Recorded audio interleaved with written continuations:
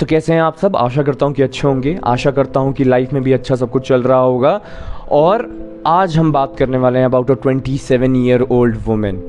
27-year-old women who committed suicide. Why? Because of dowry torture.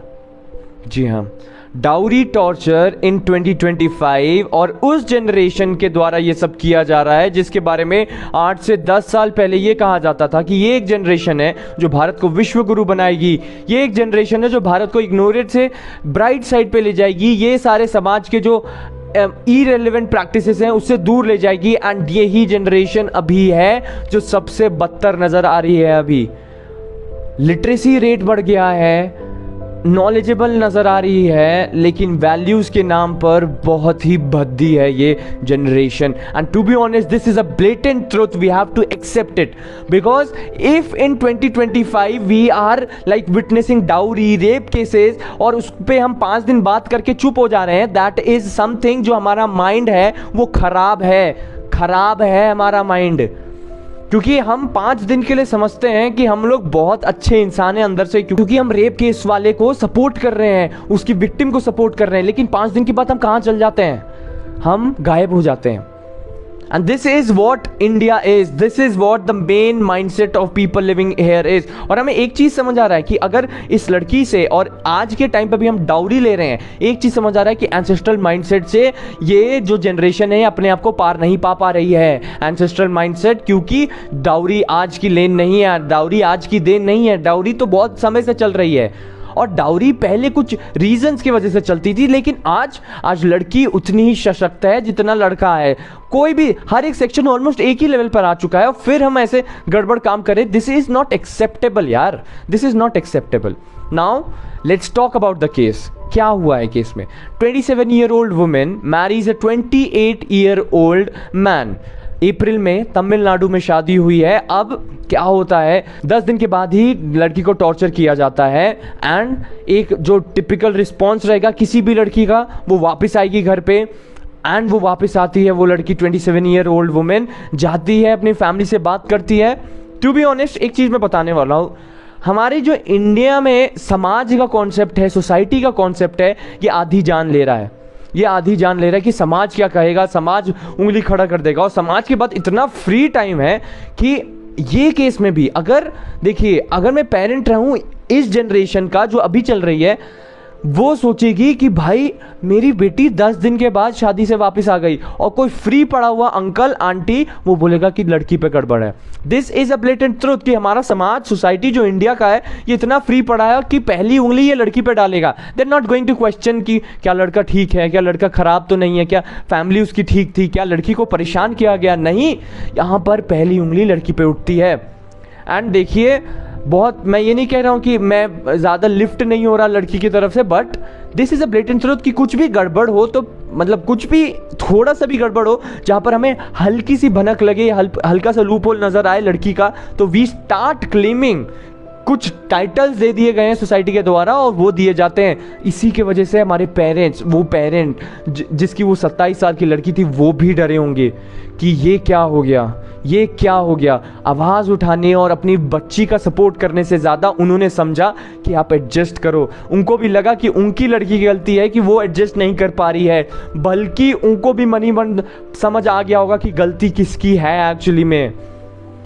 And सोचो, जब एक parent बोल रहा है ना, उसके अंदर एक ये बोलते समय गिल्ट होगा कि काश मैंने ये ना किया होता। एंड क्या होता है कि सुसाइड से पहले वो लड़की पापा को मैसेज करती है, पापा को व्हाट्सएप मैसेजेस करती है कि नाउ इट्स डन, सॉरी, मुझे सिर्फ सबने एडजस्ट करने को बोला, मुझे अनहर्ड किया गया, now this is the way, like I have to go. और देखिए, जब भी कोई इंसान, व्यक्ति, मनुष्य सुसाइड करता है ना, वो एक्सट्रीम इमोशन से भरा रहता है। सुसाइड कभी मिड इमोशंस में नहीं किया जाता है। जब आपके अंदर ऐसा एकदम अब इमोशन हो गया है कि ना, यू फील कि अब मरना ही इम्पोर्टेंट है, मरना ही बेहतर है जीने से। और ऐसी सिचुएशन लाने वाले लोग कैसे हो सकते हैं? मैं बताता हूँ, इस केस में लड़की को सिर्फ एक बैंक अकाउंट समझा गया है, क्योंकि करोड़ में डाउरी दी गई है, वॉल्वो दी गई है, बहुत सारी डाउरी दी गई है, उसके बाद भी उससे मांगा गया है। एंड ये क्यों बैंक अकाउंट वाली चीज़ हो रही है? ये एक बिजनेस है, क्योंकि लड़का अनएम्प्लॉयड था, शादी से पहले बताया गया कि ये एम्प्लॉयड है, अच्छा रिच है, और शादी के बाद पता चलता है कि तो अनएम्प्लॉयड है।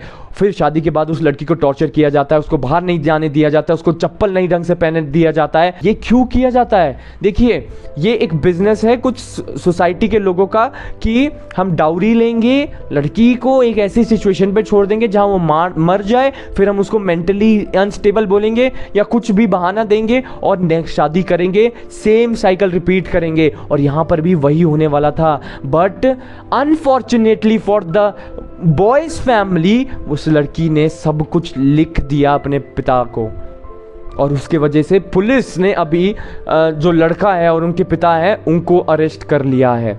ये स्टार्टिंग में जो मैंने बोला कि हमारी भी गलती है कि हम 5 दिन बड़ा ही जोर शोर से करते हैं, ये 5 दिन नहीं होना चाहिए। इस आपको अगर याद हो कि वुमेन को वोटिंग राइट्स नहीं मिलते थे पहले, लेकिन वोटिंग राइट्स मिले जब कंटिन्यूसली लड़ा गया, और यही करना होगा यहाँ पर भी, यही यहाँ पर भी आपको अप्रोच लेनी होगी, कंटिन्यूसली इसके बारे में बात करना होगा, कंटिन्यूसली रेप केसेस, और यहाँ पर आपको डाउरी के बारे में बात करना होगा, जिसकी वजह से सरकार की तरफ भी आए, प्लस एक अवेयरनेस क्रिएट होती है ना, तो इंसान का माइंडसेट चेंज होता है। आई नो ये बहुत ही सब्जेक्टिव बात है, बट सब्जेक्टिव नहीं, आप हिस्ट्री पलट के देखिए, ऐसे ही कुछ चेंजेस आए हैं, हमें भी लगातार बात करनी होगी। It's important, it is high time now कि 2025 में भी ये क्यों हो रहा है। अब तो इंडिया लैडर चढ़ रहा है लोगों के हिसाब से, बट फिर भी हम ये लैडर नीचे जाने वाले काम क्यों कर रहे हैं? This is not acceptable. कोई परिवार अपनी बच्ची भेज रहा है किसी के घर, आप उसको as a money market use करो, तो पहले बता दो ना भाई कि हमें दहेज मोटा चाहिए, या एक बार दहेज ले लिया, चलो मान लिया कि ले लिया, तो उसे और टॉर्चर नहीं करना चाहिए। और ये पैसों के लिए आप ऐसा कैसे कर सकते हैं कि इंसान की ज़िंदगी ऐसे कर दे कि उसको मरना इम्पॉर्टेंट और ईजी लगे रादर दैन टू लिव। मेरी तरफ से रहेगा कि हमारी जो कोर्ट्स हैं, हमारी जो जस्टिस सिस्टम है, उसको ऐसा बनाना चाहिए कि ये जो केसेस हैं इसको एक सेपरेट सेक्शन देना चाहिए। आई नो कि ऑलरेडी बहुत सारे केसेस हैं, बट इस चीज़ को सेपरेट जगह देनी चाहिए, जिसकी वजह से एक हार्श और थोड़ा फास्ट ट्रीटमेंट अगर मिल जाए तो ये केसेस ऑलरेडी ऑटोमेटिकली कम होंगे। यही होता है जब आप वैल्यूज़ और लिटरेसी को एक साथ ले ले, तो literacy is not equal two values. पैसा वाला ढूंढो, लेकिन वैल्यूज़ वाला भी ढूंढना बहुत इंपॉर्टेंट है।